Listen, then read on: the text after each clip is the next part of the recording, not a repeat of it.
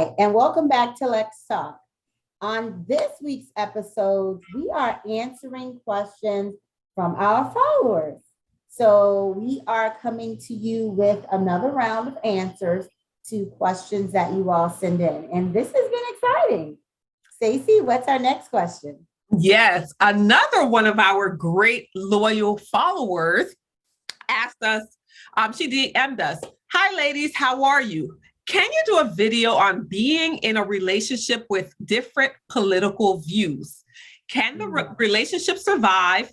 Is it possible to extend respect to one another, even if you don't agree?" What are your thoughts, Keisha? Totally.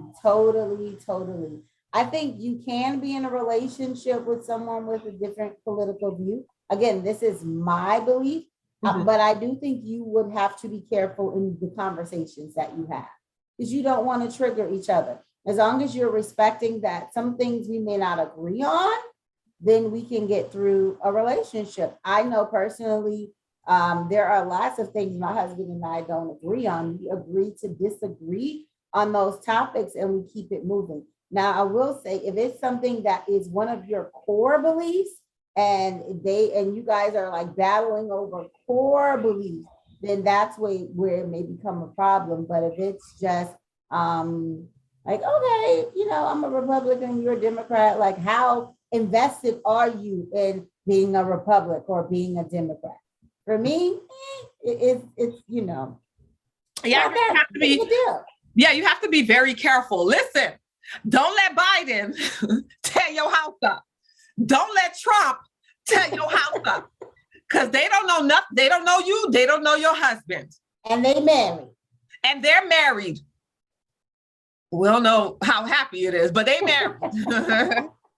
So I would say it's similar to what they say. Don't talk about religion. Don't talk about politics. If it's something that's going to cause an uproar, a stir, not even disagreement, but argument, a blowout, heated stuff happening, it ain't even worth it. At this point, you know how your husband feels. You know how your wife feels.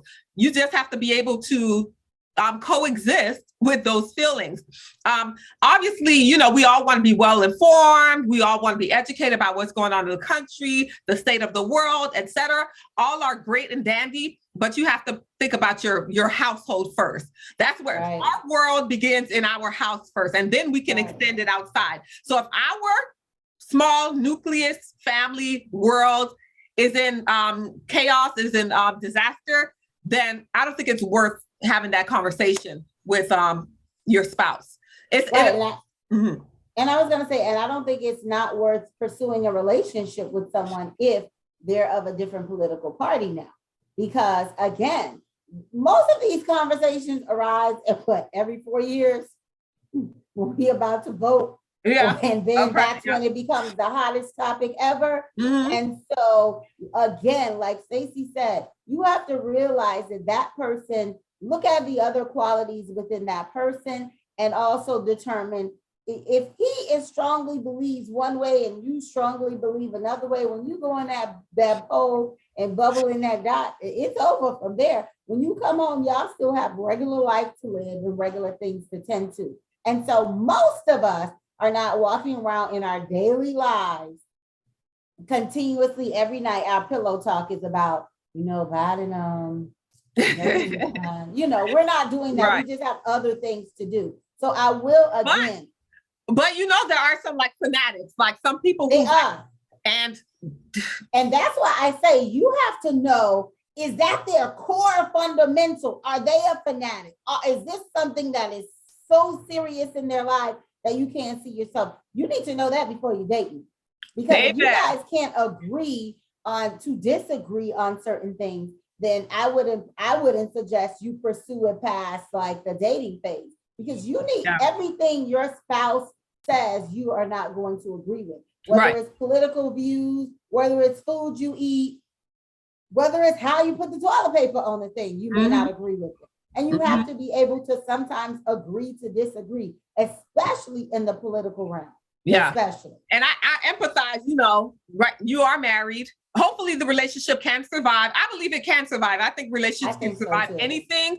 You all just have to be mature enough and come to a decision that, listen, if politics is your thing and we tend to clash on our beliefs, then he needs to talk to his friends about politics, and you maybe need to talk to your friends about politics, so that you all can still get it out of your system. However, it's not interfering with your relationship. And that's about the only way that it can survive, because you don't want to stifle the person and stifle their growth or stifle their, you know, knowledge or just their interest, because that's something you're not necessarily agreeing upon. So the person still needs to be an individual even within the marriage, but they probably need to go talk to that person over there about it. Right. It can get tough. Respect their right to be an individual. Respect their right to have a difference of opinion. Respect their right to have different views than you do. You know, I hear about it a lot. And I remember a few years ago when, you know, the other man was in office, people were saying they were getting divorced because of this. And I was thinking like, wow,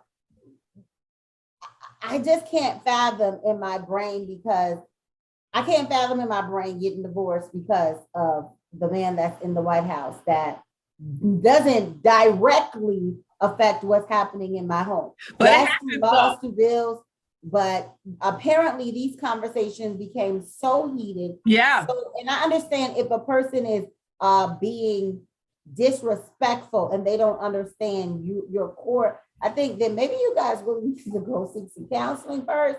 Because I don't say go get a divorce and leave your spouse, but maybe you need to seek some professional help and assistance so that that person can understand what this means to you, and you can understand what their perspective or their point of view means to them.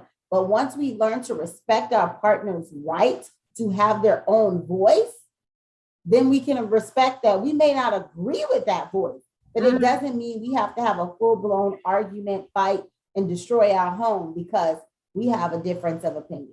Yeah, the third part is it possible to extend respect to one another even if you don't agree? So yeah, it's very important to respect each other's rights, respect each other's opinions, even if you don't agree, you know, and that's natural. Some things you won't agree, and it's not even as deep as politics. You may not agree, but you have to understand that the love is deeper than the person's viewpoint. I love my wife so much that if this makes her unhappy, then I need to pull back some. I love my husband so much that if this is causing an argument, a stir in our relationships, then I need to pull back from. So politics or whatever the situation cannot be greater than the love or respect or the appreciation that you have for your partner. You always have to be able to put your partner's feelings, wants, desires ahead of all of the other BS, you know, in order for it to work. So yeah, you can extend respect, you can extend some grace to your partner and still not agree with their political views. And I would ask this question, Stacey, do you always agree with your spouse? Of course not. So that's in everyday life that you don't agree with your spouse. You can go to the store right now and not agree on certain things. Right. It doesn't mean it needs to lead to an argument. Right. We can agree that we may not want the kids to, we may have different desires of where we want the kids to go to school. It doesn't mean it has to lead to an argument. It may lead to us having a discussion, and we have to learn how to communicate effectively with our partners. And what we're not good at is saying, you know what, I think we need a break or we need a moment because this is about to go too far. Right. We don't know how to do that very well. And that's what we need to learn, that we have to stop before we cross the line with someone. Because any spouse, your spouse, your family, your friends, your coworkers, you're never going to agree 100% with anyone. That's true. The respect of, hey, we don't agree, but as a person, I love who you are as a person. I respect who you are as a person. Right. I am appreciative of who you are as a person. And although you may be able to share thoughts and perspectives that we don't agree on, or we have determined that, you know what, we're not going to go there because, you know, I get a little too heated. You may get a little too heated. And so those are not conversations we have. But no person, are you sometimes you don't agree with yourself sometimes. You sit in your mind thinking, I should have did this. Right. So Right. you can't expect another human being to always agree with you. So definitely you can have a meet and a relationship with someone the same way I have friendships with people that I don't agree with. Right. The same way I respect their right to be who they are, as long as they're not disrespecting you. Right. Yeah. Yeah. So you would say even from the beginning, upon dating, is to have that conversation, understand where this person's political viewpoints are. And like you said, if it's something that's important to them, like seriously important, this is like a non-negotiable, like I need somebody to understand where I'm coming from and how I feel about X, Y, and Z political figure, then you have to make your decision early on. Unfortunately, well, I don't want to say unfortunately, but if you are already married to this individual, then you all communication is key. I know it sounds so taboo. Everything I got to communicate about. Listen, yes, everything you have to communicate about. The communication will never end in a marriage. Okay, it will be different phases and stages that you go through, and you always have to constantly understand where your partner is in that stage or phase.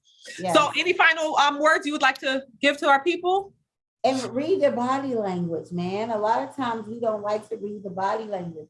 You know, when you're becoming uncomfortable or a person's becoming uncomfortable, the way they start to move. So read their body language. But I would say if you're an individual who's out there and you're in the dating world, you're looking for a partner, don't eliminate someone because they have a different political view. Like Stacey said, that's something that could be worked around if you're communicating effectively in the beginning. If you're already married, she hit it on the head. Communicate with your partner so that they know where you stand, and have boundaries, have key words that you say when this is getting too hot. Like, we need some water. And then everybody knows it's time to stop and go get some water. That's right. So because we don't want this stuff to pour over in our lives and disrupt our lives. And then everyone goes on about their everyday, but we've lost a whole family, our children, our friends, our family. We're all broken because we didn't agree on certain topics. Yep. So those of you who follow and who's watching this right now, share your thoughts with us. Let us know. Is that something that you've gone through? How did you get through it? Are you still going through it yourself? What are your thoughts about specifically marrying someone with a different political view than you? How can that work? Yeah, put your comments below. Share with us. Remember, we always need you to like, comment, and subscribe.